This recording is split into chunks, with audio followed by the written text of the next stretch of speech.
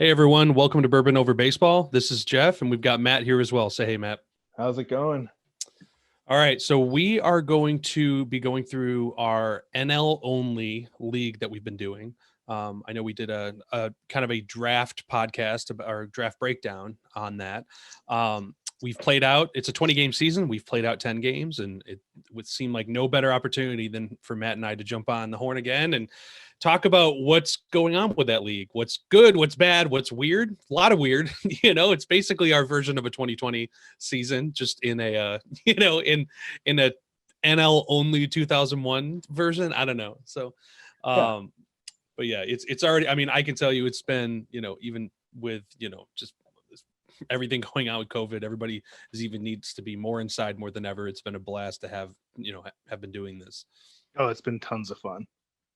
Yeah, it's just I know I have been we've been keeping score for this, which is kind of an ordeal, kind of tough but to do, especially with running TTS at the same time, we've realized. But it's been fun for me to kind of come in and observe almost every single game just because I'm scorekeeping. And I've loved it because I've gotten to know pretty much every single team's kind of personality and like what they're doing, and kind of like knowing everybody's draft strategy, especially analyzing their team and then seeing it, whether it's panning out or not, most of them are, not all of them are, so yeah. So I figured, first thing we would do is just kind of show the standings. So, like I said, only 10 games, small sample size, hard to draw a lot of hard conclusions from this, but it's still kind of a blast to watch. So, we'll look at the Cleveland division first. So the way this started is that, Bob is the Cleveland Tribe. He was, I believe, 6-0 to start, and he has since slowed down. I think he's probably evening out a little bit to what his team actually is, but I think Matt and I still feel like that team is a powerhouse and probably a definite playoff team. I don't see any reason they don't make the playoffs. It'll be. I mean, now that it's so tight at the top, he could fall out. That would be unbelievable if that happened. Because I mean, realistically, all it takes is me and Kevin are both one game back. No, I mean, I thought like your prediction was you and Bob making the playoffs. My prediction was Kevin and Bob. I looking at you are, so yeah. So I think you mentioned off the pod that you're 5 of 6. You've won 5 of 6 in the last games. Like that, or last 6 games. That's crazy. Like that's great. Kevin has been pretty steady, but again, picking up wins here and there. And, we don't really have to talk too much about my team, the Thanos Snappers. I have not had the most luck with the rolls, but I feel like given how many good rolls I've had in other leagues, I feel like it was probably time for that to happen. So, but it's interesting. I mean, you look at the runs for, the runs against, pretty much, Kevin or Bob and you are really close. Yeah. I mean, really close. In theory, you're the best diff. You've scored more, and given up the least amount of runs, or at least you have the 12 div. Kevin has the most runs by 1, but he's still given up a lot of runs. Mm-hmm. And then, like I said, I'm at the bottom. Just I think I still feel like things are gonna pan out a little bit. I might 500 could happen, but 500 is still going to be like 7 and 13, and that's pretty bad. So anyway, really interesting. I mean, basically 3 powerhouse teams, I think, fighting for 2 spots. I think when you head over to not Cleveland, it's a little bit of a different story. Because I think that we have one powerhouse. I think the Get Wrecked Scrubs have shown they were pretty much middle of the pack, and then I think they've swept maybe two or 3 series in a row. I mean, they've just gone nuts and jumped out to the best record in the entire league now at 8-2. So then for that second spot, I mean, I think it's just going to be kind wide open. Right. I think it's going to be kind of a shit show for that second spot, to be honest. They all have negative run differentials. Yeah. Except for George. Yeah. Ducks. So we should mention, we'll actually get to it, but one of our teams changed mid-season. We got someone to actually pick up a team who didn't have the owner manager just kind of left the stadium, and we never heard from them again. And I've never seen that happen. No, I'm joking. But it was interesting because they were all kind of like tracking together, like pretty middle of the pack. Like it looked like they were all 4 teams were going to be fighting for 2 spots, but now it looks very much like it's just 3 teams fighting for 2. Yeah. But it's such a different it's such a different way because, I just don't see any way that Get Wrecked Scrubs are going to drop from that one spot. I mean, if something happened, it would take a big win streak and then a big losing streak. Yep. Because to already be 4 games behind with 10 to go just seems a little intense. Right. That's where, so I guess, we're going to talk more about the teams kind of. Before you switch, I just wanted to point that out also in the Discord earlier. I saw somebody mention that I have the lowest amount of runs allowed. And I just think that's hilarious based on the way I drafted my team. Well, the fact that you're at 37, it's crazy because you have a bunch of middling. I mean, I've said this before. I feel like your team strategy is what works on our type of rules because, if you roll 12s, like it could be a control 1 or a control 4. It doesn't matter. Right. And then, when you have, all you want is for your batters to have the best chance to score runs and hit home runs. And when, 5 of your first batters are all powerhouse hitters that if you roll a 1 to them, it's pretty much could be the end of the game. I think everything's working. I think it's been like a really, really interesting use case to see what happens. And I mean, honestly, that's kind of like where I've been leaning for the next couple leagues, to kind of do that. I'm curious how I'm going to approach my next draft because I also kind of have another idea on how I want to try and build the team. But it's like, if this way works, why change it? Right. And then it's going to be like, I always believed that pitching reigned king, that if you had the best pitching, that it'll work out. And I still think in the most part, that's the case. I think if we did a longer season, you would see that. I agree. Bob has, I think, the best starting pitching. Mm-hmm. And yeah, he had Maddox. I'm trying to remember who his 2 was, but he was doing super well. And like, he just needed some runs, and he did get some runs. Like he definitely got some good rolls, but yeah, I think you allowing the least is not expected. It's hilarious. Like it's not going to, I don't think it's going to hold up. Right. The win, dance, repeat, giving up the most, makes sense on paper because he's the team that has all of the starting pitchers that give up home runs. Yeah. But we found out today he's given up 16 home runs with his pitchers that do give up home runs, but only 2 of them have been on his chart. That's impressive. It doesn't like, so it just means that he's like more unlucky than it does. Yeah. It's if you take away half of those, then that's not bad. And he's probably not giving up 62 runs. So, on the other side of things, George having the most, your Get Wrecked Scrubs with having the most runs scored makes sense. He's got some, guys that have just been like today, especially he finished his week 5 game. He had some guys that were raking.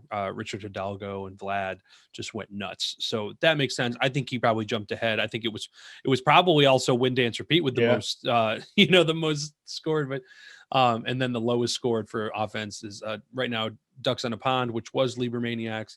I'm also there. My starting lineup guys have just been horrible.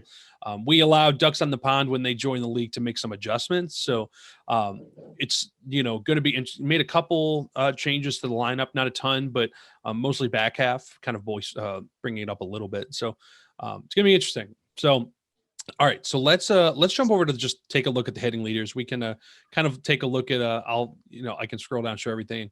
But it's been interesting. I mean, for the most part, I think it's followed the way it should. It kind of, I should say. So wait, are the first 3 all on Get Wrecked Scrubs? Right hits? For hits. Yeah, no, it is. So like that's huge. It's huge. Like Matt and I have talked about how, there's a lot of cards from the 2001 set that it was always my favorite, but I didn't know all 600 plus cards. There are a lot of cards that I've kind of discovered from this and kind of been like, man, I'm going to definitely keep my eye on that card for the future. And one of them is no doubt Ben Cliff Floyd. The card is, it's like, I think it's 440 points. He's an on base 9, speed A. And the guy hits for power too. I think he has like a decent amount of home runs, decent amount of doubles.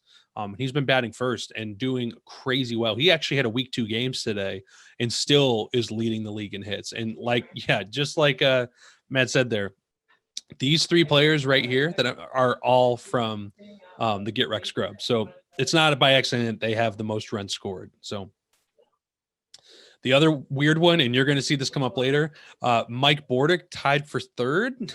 Is some bizarre ones, but Placido Polanco, also pretty confusing.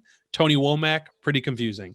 So that's kind of the fun. And Albert Pujols, great prospect, pretty confusing that he's on the hit list there. But heading over to singles, Jeffrey Hammonds for call, Flip Floyd, not super crazy. I mean, Hammonds is not a leadoff guy, so that's confusing. For call is, and his chart is almost leaned entirely to singles. Yeah. It's other than that, it's nothing crazy. I mean, the doubles, Pujols was leading in doubles for most of the season, and I mean, if you know that 2001 card, I mean, it's a foil, it's great, but it's also on base 6, and it's not a particularly great card, but he has the most doubles, tied with Richie Sexton, which is great. Tony Womack has been, Tony Womack is actually part of the reason why Bob has been doing so well. The guy bats 7th and has just been going nuts for him. So, funny to see the triples there. Mark McGwire with the most home runs. There's my 3 guys in a row. Yeah, so that's where your team is, which makes the most sense. And look who's missing from there. What is it? Bonds. Bonds hasn't done anything. That's so funny. Yeah, Sheffield, I mean, honestly, like, not to say like we wouldn't expect that, but 7 home runs for him is pretty great. Yeah. Especially when he's got so many guys around him. Cliff Floyd and Larry Walker with the most runs. It was Larry for a while, but I think Cliff just on the games today probably just tied it. McGwire with the RBIs, McGwire with the walks. Darrell Hamilton actually tied for. That's actually that's pretty crazy. So just not working the count, man. I wouldn't have guessed that at all. Sosa and Vanderwall tied for most in Ks. Abreu, my dude, only place. I think it's the only player of mine that shows up here. Tied for stolen bases with Cliff Floyd. Then if I scroll down and we take a look at the average on base slugging OPS, it's a lot of McGwire, but Mike Bordick leading the league in batting average. He's batting like 6th or 7th for the for the Lucy Deuces. He's 2nd in OPS. I mean, the guy has been. I mean, I feel like that's the comeback player of the year. I don't know what it would be, but I think my vote right now, if we had to make a vote for Cy Young, it would probably be Mark McGwire, just based on how many different things he's leading, how many different fields. I think him, Sheffield, and Bordick are the top 3 vote getters right now. Yep, I totally agree with that. And maybe Cliff Floyd. Yeah, Cliff Floyd. I think Cliff Floyd's solidly in that conversation.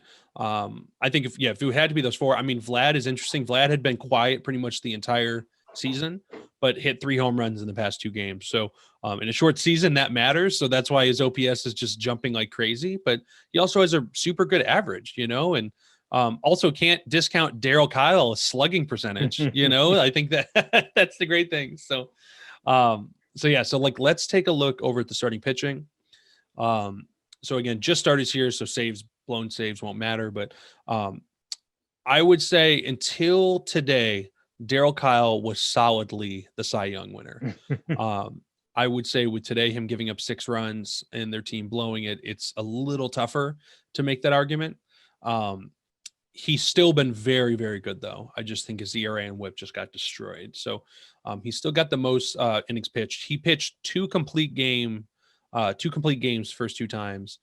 So was able to keep the relief staff, kind of fresh, but he won those 2 games, which was great. But then today was a little different. So other than that, nothing really crazy. I mean, of course, my dude, Tony Arms Jr., my number 1 pitcher, has 3 losses. Somehow that makes no sense, but here we are. Scrolling down. Yeah. My dude. Well, had to face Kevin Brown and Greg Maddux. That's true. And that's what happened. So, and that's the thing, is that's why I still think, like, on paper, like, pitching is king. It's just, It's so, like, it's going to be so tough for me in the next couple drafts to not try to, like, I'm just going to ignore pitching. It's like, it doesn't exist. I think also, like we saw in this draft, is after Maddux and Brown, there really was nobody else. If you want to just keep building pitching, everybody else kind of fell to that next lower tier. Yep. So I think that made it a little different too. That's kind of why I fell out of drafting pitchers in ours, because I was like, well, I can find another one. Right. And I agree with that. And that's why I'm going to be focusing more on the control twos kind of moving forward, I think. earn run, my dude, Adam Eaton. Awesome. This is interesting though. Livan Hernandez, control 6. I think he's an IP6 out through 14. So a lot of ways to get on base on his chart. But again, the whole point is that it's always should be on Livan's chart. Jeff D'Amico though, little different, control 3. I think probably they're the same tier. Yeah. It's just they're doing it in different ways. So the fact that they're both 2 and 3 and earn runs is really interesting to me. Yeah, and D'Amico's looks like they've all been home runs. Yeah, it's been a ton of home runs against him. Is that where you're? Yeah, so over here, tied for the most in home runs, and that's great because the other two have them on chart. Yeah, Brian Anderson does. Tony Armas Jr. doesn't. So that's just bad luck. But another really bizarre but just great thing that I think we've all loved is Al Leiter. I believe I feel like one of us should check, but I believe he's 4 through 6 strikeout. It's not a crazy strikeout range. Like whatever it is, it's not much. We're talking 2 or 3 or 4 rolls. It's not like a Randy 3 through 10 or something. And where's he at? Yeah. Well, that's yeah. Well, because he got dropped. Oh, did he? He was on the Lieber Maniacs, and then he was he dropped his starting pitching down a bit to bolster the back of his lineup. Gotcha. So we'll kind of talk about that switch. But Al Leiter, solidly in number 1 in Ks. It's amazing. I don't get it. Like I just, and Al, it's funny you talk about, kind of those pitchers that after Maddox, after Brown, like who do you take? It was actually in our draft. It was Al Leiter. And I think Al Leiter actually went before Maddox. No, Maddox went 3rd. Then who went did Brown and Maddox go top 3? Yeah. Cause it went Brown and then I took Bonds. Then Leiter was 3rd. Or no. Did I have the 4th pick? I can't remember where I picked. I just know I took Bonds, then Bob took Maddox right after me because I didn't take him. Gotcha. Okay, but Al Leiter was he was a 1st round pick. He's been doing pretty well. I mean, I don't know. Yeah. We'll have to check what his stats are, but for the most part, he's been pretty good. I love both Mike Hamptons being top 3 in walks. That's just hilarious. Jeff D'Amico giving up a shit ton of hits. I mean, this is the interesting. Both Leiter Mike has Hamptons and hits too. Yeah, that's true. And Leiter gives up a shit ton of hits. He's either striking out or getting you on base. So, which I guess is, there's no, what else would there be? Looking at the ERA and WHIP, the way we set this is that you had to pitch 5 innings. So again, only 3 games, but Brad Penny, Chan-Ho, Al Leiter, all been doing pretty well. And then, Kevin Brown, Darren Dreifert. Again, I'm impressed with Matt Morris. I didn't know he was doing that well for me. Yeah, it's really interesting. I mean, Brad Penny, though, 0.75 ERA, 1.25 WHIP. That's huge.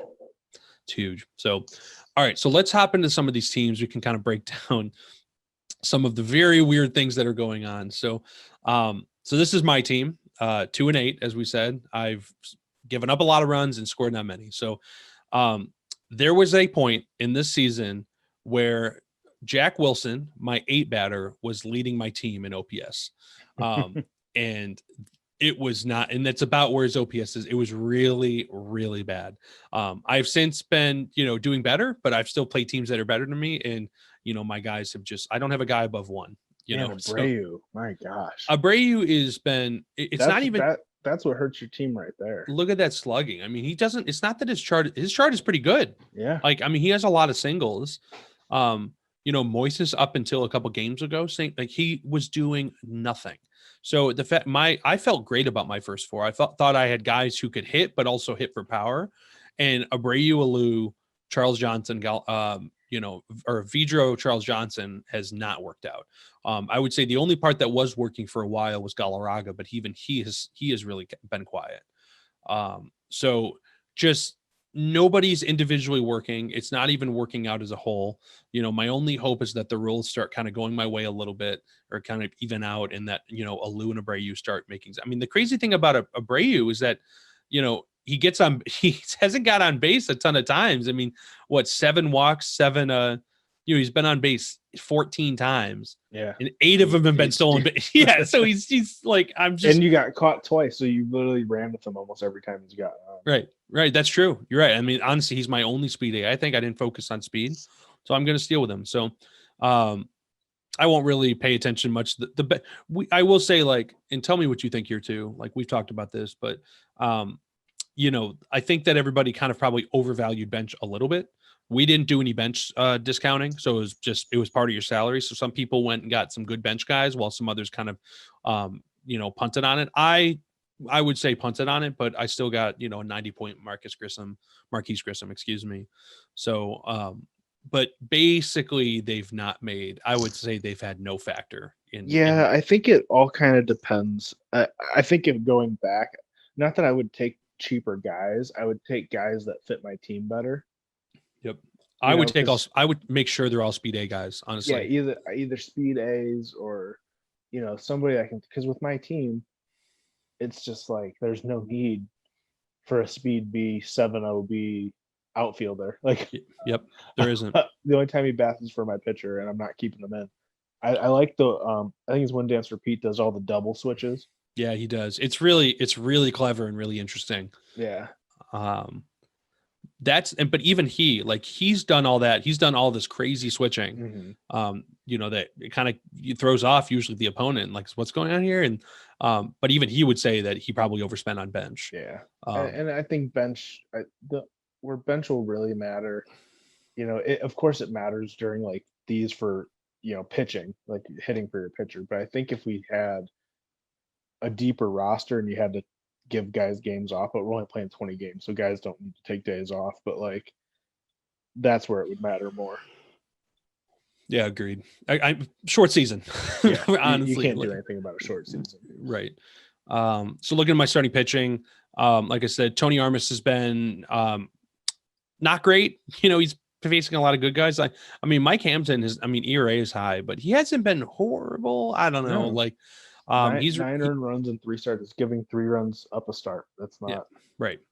My big thing was Trevor Hoffman. Trevor Hoffman's actually been okay. He's given up some runs that have just been crushing, but Vladimir Nunez actually, pitching 5 innings, no earned runs.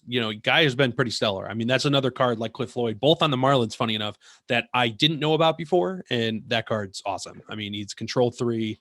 I think he's out through 6, maybe 15, but 2 innings. So, I've really been pitching him in the middle when my guys are. The problem is he comes in usually when I'm already lit up, so Yeah. I wish there were more. Usually I bring in the best guy no matter what. Looks like you need to get Turk Wendell some more innings. Yeah, I don't think he's he's only went 2 1/3. Yeah, it's funny. I've gone Jose Cabrera is worse, but I've just in garbage situations, and he's actually done okay too. It's really confusing. So anyway, let's go over to Bob's team. So we're going to look at the Cleveland Tribe. Like I said, leading the Cleveland division, lots of runs, decent amount of runs given up, not crazy though. But this is where, he had like 5 guys over OPS 1 as of like 4 games ago, but now it's kind of more, it's tapered off a bit. But he still has, if you look at this on base, like this is just bonkers, just crazy on base numbers. And then, every single person in his lineup, is over 700 OPS, and most of them are over almost to 9. It's just nuts. They're all hitting well, and they're mostly all hitting for power. So it's really working out. Yeah, that's exactly what you would expect when we saw Bagwell, Piazza, Griffey, Sosa. You'd think that they're going to do well. Tony Womack is a on base 7. He's 110 points. And he is leading this damn team in OPS, and leading the team in on base. I mean, he bats 7th. Like, it's just the weird shit that's happening. That's just kind of funny to see. But 10 singles, 2 doubles, 2 triples. Like, it's just crazy. No home runs though. But he doesn't have a home run, so he's got to hit one on somebody's chart. So, going down to his pitching, Maddox has been pretty lights out. He has lost the game though. We both, it's funny, we did have a Mike Hampton versus Mike Hampton game, which was great. Naturally he took that, but Ben Sheets has been all right. Russ Ortiz also been all right. So nothing crazy there. Russ Ortiz with the 2 wins though, which is solid. And he's got the best number 4. Right. And Dave Veras actually leads the league in saves. So he's got his guy for that. But we kind of talked, but we thought his weak bullpen would kind of come back to haunt him, and it really hasn't yet. No, it seems like he's not using other than Heredia and Veras is really who he's using. Right. The other guys are just kind of thrown out there, but it looks like he's getting good range out of the starters. Like yeah, I mean 7+ out of Maddox, almost 7 out of Hampton. Right, and his 3-4 aren't getting let up, so he's not really ever needing to go deep into his bullpen. So, but that Sauerbeck card we know is a lot better than 20. So I mean that's kind of asterisk there. But all right, let's take a look at your Cleveland Steamers. So let's you want to Mark McGwire, it's just hilarious to watch. Yeah, you want to break this down? Oh man, I haven't really looked at my stat sheet, so this is kind of interesting to kind of see. I'm like, first thing I look for is Bonds because I'm like, what's going on over here? You should explain your first 5 batters are. Yeah, so it's Castillo leads off. Yep. Followed by Bonds, then Sheffield, then McGuire, then Edmonds. That's the 5. So then when you get to 6, thank God you're like, holy shit, I can breathe. Like, oh, but God, then it's this rookie sensation, right? But then Pujols who just can't stop hitting doubles, So yeah, like a 395 OB out of Albert Pujols is like, oh, dude, fantastic! It's incredible. He's not driving in any runs, but because everybody's already off the base paths by the time right, he bats. Right, and nobody behind him's hitting him in. No, other than Tim Bogart with his 1 home run and 4 RBIs. Yeah, that's true. That cracks me up. But wasn't that like a game winning? Like it was something great, or at least it was when I was playing Bob. Like it was random because that's like his first series. He was my best player because I got swept the opening week. And he was like my leading stats guy after the first 2 games. Dude. Yeah, I'm looking for. Bogart. I would say Bogart, Reed, and are. I would say they're going about what you expect. Pujols is definitely overachieving. Pujols is way above and beyond. Really, the biggest disappointment I see here is Bonds. Yeah. Which is and crazy. He's still with over a 400 out OB. Right. He's still he's getting on base all the time. Which is huge because what's his run? He has a decent amount of runs, not a ton. Yeah, Sheffield's knocking him in. That's essentially what's happening. Right. But then Sheffield has it. It's great. And McGuire's your 4. This is just we talked about how this is scary. I think this week or who are you playing that has low? I play control? George. I play George this week. And his 3-4 are low control guys. Yeah, mine are too. So it'll be going both ways. Right. He has the 3 best hitters in the league, and and I have the 3 best home run hitters, so it'll be fun. So, and then looking at pitching, shock. Morris, that's awesome. That's crazy. Yeah. It's not like you. I wouldn't say the fact that you're able to. It's really just that you punted on the bench, Bogart, Reed, but then that's how you do the front. That's the games that I've lost. It's been my top 5 aren't getting hits, and then I can't do anything. But that's I feel like that's if you're gonna be able to decide your fate based on one very specific instance. If my top 5 don't hit, I don't win. But if they do hit, you probably win. Then if it's based on that, then logically, your pitching doesn't matter as much. Not to say they don't, but it's an interesting discussion, honestly. Yeah, having Rick White has been amazing. Yeah, he's great. He's given up 4 runs, but I think all of it may have been in one game, if not at least 2 or 3 of the runs were. So that was a good. I think all my Morris is a 5 IP guy, and Perez and Polite I think are both 5, and they're kind of wild cards. So I can just throw him out there, and he eats up 2-3 innings every time. Yeah, man. Yeah, it's crazy. It's still crazy to me how deep a bullpen you have, given how much you have spent on that first 5 of your hitting. Because I didn't spend. I have 4 relievers more expensive than my last 2 starters. Yeah, that's true. Because I knew I was going to need my bullpen more than those starters. That's the strategy. Honestly, I've come around so much on it that, power hitters, as many as you can get, weak-ish starting pitching and then a strong relief. And then that way, you can, and especially since you can you're not relying on your team doesn't rely on your starting pitching. No. If they can do well, which they have, wonderful. Right. But if they ever start giving a game, you just pull them and you go to Rick White, you go to, Laskanik, like Looper. I mean, all these guys are legitimately great to be able to pitch, and especially some of them go multi-innings. So, all right, so let's jump over to Kevin's team, the Lucy Deuces. So, another really interesting team. I think that this is the team that's going to be dueling with you, for that second spot. It's going to be interesting to see. But, we already talked about it, but Mike Bordick, almost a 1 point, a 1,500 OPS completely makes no sense. I mean, he's also had some guys just underperforming. I mean, Vanderwall has not been where he needs to be. Andrew Jones has been pretty weak. I mean, he's had Hammonds, at least being able to get on base. But that Bordick card is, I mean, in Rollin is actually batting. I think it's a 5 or 6. I think it's his 5. And guy has been just going nuts, getting people in. So it's going to be interesting to see if that Bordick's not going to keep that up. There's no Bordick way. And Edgardo Alfonso, a 240-point difference with like this same season going on, right. Stat wise, before you get to like the hitting numbers. But no, you're absolutely right. Yeah, it's so funny. Like, I feel like if we did like most, like, not like, I'm trying to think of some other metric, like it's like, we'll almost probably look at like maybe like value versus points, or like output versus points, like guys under 300 that like way surpassed, and like he wins that by a landslide. It's not even close. So and I like what he did with his bench. I mean, he has fast guys. I mean, I think Ducey is a DH, but I think he might be a 15 speed, but I'm pretty sure Wilton and Wiki are both speed A's, so that kind of fits. I'm not sure about Ducey. So he picked Kevin picked Brown first. I mean, he did have one loss, which I think he lost to you. To me, yeah. Okay.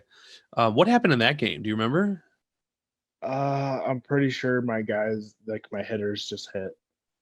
Just wait. I mean, if Kevin Brown throws 1s and 2s, it doesn't matter who you're playing. And in Matt's case, it does matter because those guys can hit like a shit ton of home runs. Yeah. So, like, I think it was a close game too. Like, I think it was like him and Morris both only gave up like 2 or 3 runs, but I just happened to not give up as many as him, type deal.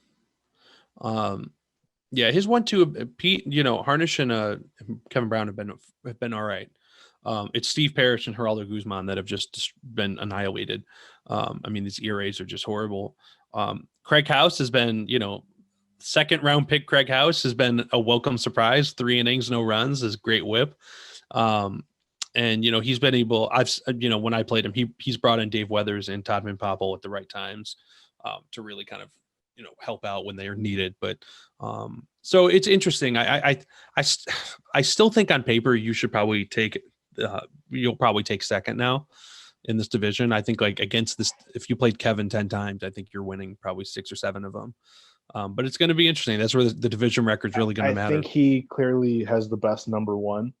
Like if we played a 4-game series, I would say he should beat Morris 9 out of 10 times. Agreed. But then I think after that is where my team gets stronger. Right. All right. So Guzman's really good. I can't believe he's that bad. That card's great. And especially great for 270. Like I think, again, like if you can spend under 300 and get like a solid ass pitcher, that because he's only 4 IP, so he lost points for that. So he would be like a 300 something point starter. Yeah, he's just been in what he he's just 9 earned runs in 9 innings. Yeah, we should say like the 1-2, given we're halfway through the season and it's 10 games, we've only played 10 games, or 5 series of 10 games. We're at the 3-4, so the 1-2 have pitched 3 games, the 3-4 have pitched 2. So that's why you're seeing some major differences, or the earned runs are similar, but why is the ERA different? So that's why. So, all right. So the scrubs. So now we're going to not Cleveland. So this is the team that I think that I said would win. I think you said you would win the World Series, of course. I predicted that the Get Rex Scrubs would win the World Series. So, and I think, the very consistent numbers. I mean, he has Cliff Floyd leading off, then it goes Hidalgo, Guerrero, Nevin. Those guys, Nevin's been underperforming, but those guys have been all pretty solid. And then I think even his back half of the lineup, Blanco, right. Richie and Polanco have just been crazily going Especially above. because Richie has no home runs yet, and he's at 8 with a homer at 17. He's gonna Yep. hit one. Oh, for sure. Blanco has been. I mean, Blanco even. Yeah, Blanco even getting to a 2.687. He's been mostly sack bunting. You know from what I've been seeing, but he has 2 home runs. That's great. He has 2 more home runs than Rich Sexton, which makes no sense. So, and then hitting seeing his starting pitching. So he went with Julian Tavares and Livan Hernandez. He went for the control sixes that have a lot of hits on their chart. So their whips are understandably not great. But his 3 and 4 are just outperforming his 1 and 2. Yeah, no, big time. They're both the 3 and 4 2-0. I mean, Brad Penny is close. He's in the Cy Young running. I mean, his ERA is incredible. His WHIP is top 5. It's going to be interesting to see what he does in this next game.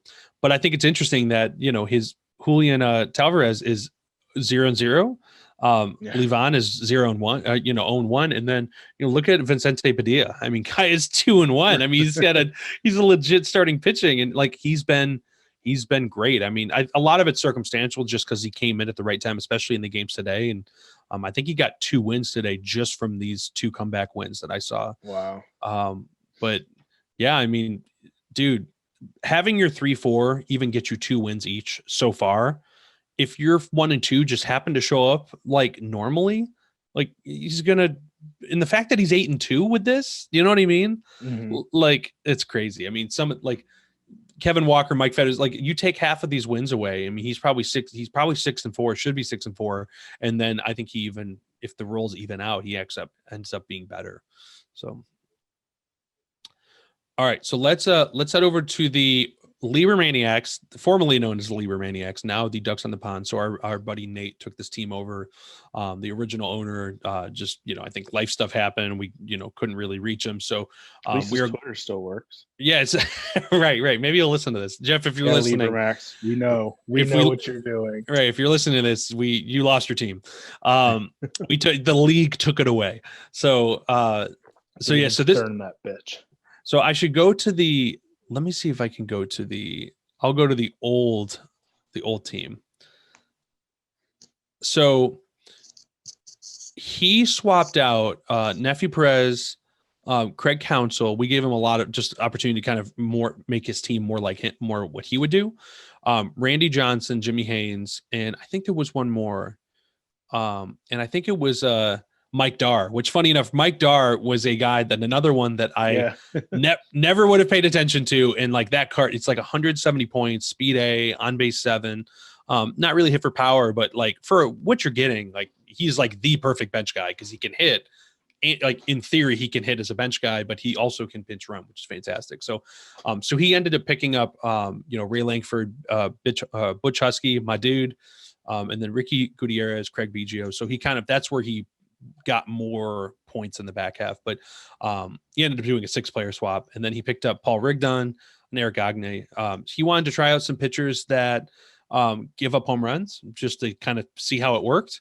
I think with Paul Rigdon, he didn't get the win or loss, but gave up a decent amount of runs. But Eric Gagne hasn't 3 pitched and yet. 6 innings. I would take my goal with a starter is to not get to that 4 right. runs. So if you only give up 3 in 6 innings, that's a great start. Right. I think wavering at that 3 is huge because then in our rules, when you hit 4, you lose that innings pitch number. You lose that control potentially. So his team, again, I think the roles have just not. I mean, I watched his last 2 games that he played. He just the dice gods were not looking down on him. He just got so screwed. Just some brutal moments. At least Giles is a beast. Yeah, he's been great for him. So, I mean, Craig Biggio only has 2 games, but that's great. Kendall has been leading off for him. I think that getting on base is what he's meant to do. But, and then Gant is that Ronnie Gant, another favorite card coming out of this. He's an on base 8, homers at 16. It's just a bonkers card. He has had some insanely great moments, tying games, putting them up, sealing them. But he's also had some just brutal nothing games. So he's got Ray Langford on his bench. Yeah. Isn't he 350 points? I don't know. I don't think that one. Am I thinking of the year prior? Yeah, I'm trying to remember off the top of my head. I could probably go look it up really quickly. I'll search it. Yeah, so I'm curious. Um, but and that's where I think he lowered his bench a little bit just to save some money there as well, which makes sense. So, and then he has So the 2001 was 410 points. okay in Oh, no, 2010.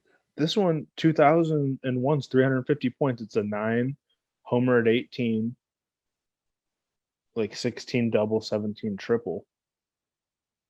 That's a lot of points for your bench. That's probably got to be the most bench guys, or the most. Gosh. Yeah, I'll have to double. I mean, that's got to be what that card is, but that's crazy. Yeah, I didn't know. I really was not paying attention to that one as much. Especially because he has good outfielders already that you're not gonna like. Maybe he moved Rondell White to his bench because it looks like Langford has 9. I think you're right. And actually, but even then, like it's just oh man. Did he might have lost Rondell White. Now I'm realizing. So maybe I need to remove him from the team. Okay. That might be it. So maybe I need to make some adjusting here, but just because I was trying to keep it as clean as possible. I was gonna say because if one of those guys is still there, it's like, man, I would have just kept Randy Johnson and not. Right. He kept the relief staff intact, which is good. Gabe White's been great. Almost pitch. He's given up a lot of runs, but he's a lot of innings pitched, but it's really not that bad. He's pitched technically one full game, given up 3 runs. That's nothing. Manti's been pretty bad, actually. Like Manti and Waller's is fine, but then the fact that he has Gabe White and Billy Wagner and those guys have been pretty lights out is what you want. So yeah, it looks like Wagner's not pitching that much. No, he's only 4 innings, which is crazy. I think he's coming in one. He has does he have he doesn't have a blown save, but he's been lit up in some specific innings. I've seen it. Yeah. That's why I think he's been going to Gabe White so much. I mean, and it's not, I think it's one of those things where like you remember 2000s Billy Wagner. Nobody remembers 2001 Billy Wagner's card. Right. And it's still, I mean, it's control 4 out through 16. Out through 16. Like it's not terrible, but it's not the like most amazing closer you've ever seen. Right. Like the prior year. Right. So anyway, yeah, I think this team on paper should be better. It's just going to be really interesting to see. Like, and you could see Randy Johnson's stats there too. Like he was dealing. Yeah, let me go switch actually back to. He was at the bottom still too. Oh, did I have him there? Yeah. Let me go back. Hide. Oh yeah, I put it here for just posterity's point. Yeah, I mean, shit. You want to talk about Cy Young potential? I mean, that's crazy. Yeah. It's hurts. He's a lot of. I mean, how many points is that version? Like 4 something. Yeah, I think it's like 490 or 480 maybe, or is it less than that? I mean, because he's a control 3 out through 17. 17. I think it's like 440. 440 was like 2000's version of Cologne, who was 3 after 17. But. Right. Yeah, well, I mean, again, playing a different strategy, it's going to be interesting to see how that comes out. All right, so let's hit the Hawks, the Chicken Hawks. I think he's been on the today was really brutal. He was winning 2 games, like 5-1, 6-2, and then both of them just got blown. It was just brutal to watch, but his team has definitely performed better lately. I mean, it was all very slow to start. I mean, he was splitting games I think the first 4 series he split. His hitting's been okay. I mean, Helton's not really been where he should be. Tatis what's that? Just his on base percent being not even a 300. Really bad. See a second half surge from him. Yeah, I would love to see that. I would love to see that. Because that card is like, that was a first rounder. I mean, I was thinking about picking that with my first pick. But technically Vina and Renteria are putting up better stats than Helton. I wanted to come back. I was hoping Helton would be there when I came back for my second round pick. It would have been him instead of Chef. It would have been him instead of McGuire. Yeah, that's true. Which may have worked out better for you guys. Yeah, the 1-2 out on that is just beautiful. I mean, that's just like, that comes in handy. And I've seen so many damn 4 or 5 walks, or outs, like whatever variation. But Tatis has been great as a leadoff. I mean, getting on base, and even has some power. A lot of doubles, but Burks was pretty underwhelming to start. He was hitting a lot of own. It was kind of a joke. He was grounding out on his own chart often. Thank God he has now curbed that, and he is kind of performing more where he should. So, and then can't forget about it, but Luis Gonzalez has been pretty good as of late. So, kind of underwhelming stats, but still not bad. So scrolling down here, the biggest interesting part is D'Amico. He's 0-2. Yeah, he's given up a ton of runs. That's been his number one, and it has not worked out. But the big number two is Darryl Kyle, and before today, Darryl Kyle was solidly the Cy Young winner, and even with today, is probably still in the running. I mean, his ERA is not horrible. His WHIP is still pretty great. He's pitched a shit ton of innings. Those control 4 out through 16 guys are pretty solid. So, yeah. And then even Dryford's been great. And, Carey's not been great, but what do you expect? Like, that's a famous card. That's where he goes to his bullpen. And he eat another card. It's funny. All the Marlins, Maselli, Nunez, and their bullpen is loaded. Yeah. Honestly, I have Looper on my team. It's crazy. Dan Maselli is another great. I mean, he's 200 points. I think he's a control 5, and he's 17 walk, 18 to 20 single. I think he's a 4 because I think him and Looper almost have the same card. That's it. Okay. He's great. Maselli's great. I've fallen in love with that card just watching it being played out. So, and with the exception of Scott Sullivan, who's kind of fucked up a couple times here. I mean, his bullpen's been fucking great. Really good. That's how you win games. Yeah. So, this is interesting. I mean, I think we should go back to the standings and make our adjusted predictions, like just what we're thinking now. Maybe not. I'm still going with what I said back earlier in the season, but kind of seeing how things are playing out. I think it's funny with that too, like how we were just talking about Randy Johnson. Him and D'Amico had very similar charts. Mm-hmm. And you see one was dominating, the other one was just getting shelled. Yeah, it's just bad luck. Just rolls. Yeah, just rolls. So all right. So last team is win, dance, repeat. This is the team that has a lot of score a lot, but they also give up a lot of runs. This was the one I think I predicted they would make the second spot, just kind of a ballsy pick, but we're going to see. But Mark Kotze is just. Kotze's been going crazy. I mean, Walker, like, love or hate that card, it's great for 340. Like, heck yeah. And then, Furcall is not hitting for power, but he gets on base. Who cares? I mean, and even Darrell Hamilton. I mean, he's getting. It's funny that like Hamilton and Kotze are his RBI leaders because that they're not hitting. Well, actually, I don't know how his order goes, but I'm assuming Kent's the one you're counting on for most of that stuff. Yeah, I think his lineup goes for Call, Kent. Who would be the second guy? Maybe Walker. I think it's Walker. Clark, maybe. No, it's Clark. It's where's Clark? Yeah, it's Clark, Walker, Steins is his first 5. So, and this is funny. This is like a lineup I would have probably made like a couple years ago, just like of high on base guys, but not necessarily hitting for power. And that's kind of the problem he was running into. But it finally, about halfway through quarter into the season, it started figuring out that these guys started finally really, really, doing shit. And this is where he spent the money on, a guy like Bill Spires, Mike Benjamin, Kelvin Murray, and these guys have just done nothing. I don't know how else to put it. They have one single, one walk between the three of them, which is pretty bad. So for that many points, that sucks. Yeah. I mean, that's 450 points that you could have done anything else with. So starting pitching, L. Leiter, as we talked about, has been great.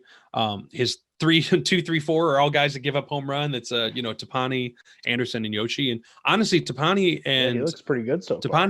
Tapani's been great. Yeah, he's had a couple. He's 1-0. He's had a couple close games. I mean, he's kind of like you said before, Matt. He's like if you can give up 3 or 4 runs, that's fine. It's like anything beyond that it just kind of feels out of touch. Yeah. So, but Anderson and Yoshi have, Anderson's got his whip isn't bad, but man, that ERA and Yoshi Masoto has just been really bad. So, and that's where, Tom Gordon has, I love that card, but man, he's had some rough outings at times. And, Christensen's rough, but he's still only given up 3 runs. Right. It's still nothing terrible. But yeah, Christensen has been rough. Swindell has been rough. And then that's pretty much his good guys. So yeah, I don't know. I just hope his batting picks up because I think that he has a chance to make the playoffs. But if I had to choose it right now, it would probably be the Chicken Hawks over this. Yeah. So, um, so anyway, let's head back and like get some final thoughts on the standings. So, let me know what you're thinking before I say. Okay, so I think my side will. I think it's going to play out real tight. I think it's going to be fun because we also play each other again, which is going to be huge. And then I don't know.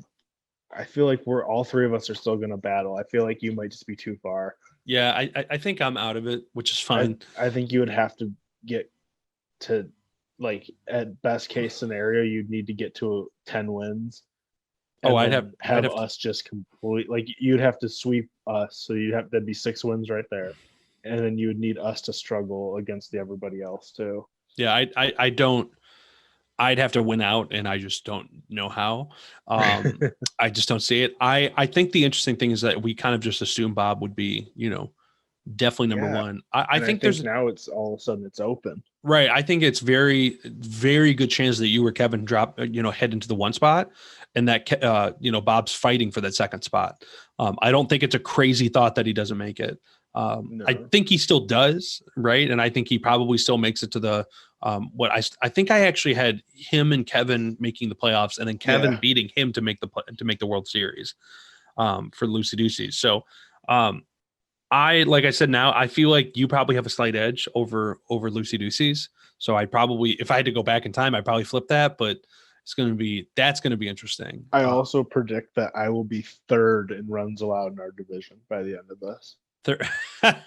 So what are you right now? I'm first. You're first. Yeah, that's true. It's going to be interesting. Cause like, yeah. So anyway, we'll see that. So like not Cleveland, I think we would both agree that Get Rex Scrubs are locking up number one. I think he's going to be in the playoffs 100% now. I think it's 100%. I think it's that 2 spot that's still being fought for. 2 is going to be fun. It might come down to the last series of the weekend of the thing, which would be fun. And if that's the case, we're going to have to like broadcast it and have some fun with it. Yeah, because the last 2 weeks of the season are division weeks, and that's where we have that's that game. Week 9, Wind Dance Repeat versus Chicken Hawks. Like that's probably going to be a playoff deciding. Then you got Scrubs and Hawks again, Ducks and Repeat in the last week. Like that could be a seeding game. Yeah, you're right. You're right. And like are Scrubs playing for anything? I know that does. I mean, they are like in Showdown world. You don't sit people. It could go back to our blind draft though. Like he could almost pick who he plays if it's that close. You're absolutely right. And like I feel how we did that in the blind draft. Oh my God, that would because like if I were him, I would probably just by the slightest edge probably rather play Wind Dance Repeat just because again, pitchers give up home runs, and I think we're going to do a best of 3. I think when it comes to the dice gods though, you just don't test it. You just play your games, right? And you win. And then you just deal with who you have to play, because if you mess with it, you're going to have like karma and the dice gods and all that stuff just completely killing you. Yep. I totally agree. It's going to be interesting. I think that so far, I think the only thing that's, been kind of expected is how nothing can be expected, everything's, there's nothing surprising because it's just all ridiculous and, looking at everything. So, but again, I guess like when we're talking about this is just my team, me looking at the schedule, I have to play the Scrubs and then I play the Tribe. I could very well go 0-4 in my next 4 games. Dude, you're absolutely right. I mean, I'm 0-4 against those 2 teams, my team's worse, but. And I'm 0-2 against Bob this year. So. Man. Yeah, it's going to be I've already played the Scrubs, and who have I played from the other, and the Libra Maniacs. So I've still got at least in the interleague, still got the Chicken Hawks and Wind Dance Repeat. So yeah, I don't know. I think you're right. I think this week 9 though, I think that's everything in a lot of ways. Cause then you're playing Kevin that week too. Right. Well, then the next week's Kevin and Bob. So Yeah, that week 9-10 is going to be The a last blast. 2 weeks will be a lot of fun. I think the Discord will be very active. I think we'll be talking a lot of shit Heck yeah. because we're in week 5, so this will be end of January that we're looking towards about the end of the season if everything goes a plan and we don't have to delay any games because of COVID. Probably, I would, yeah, exactly.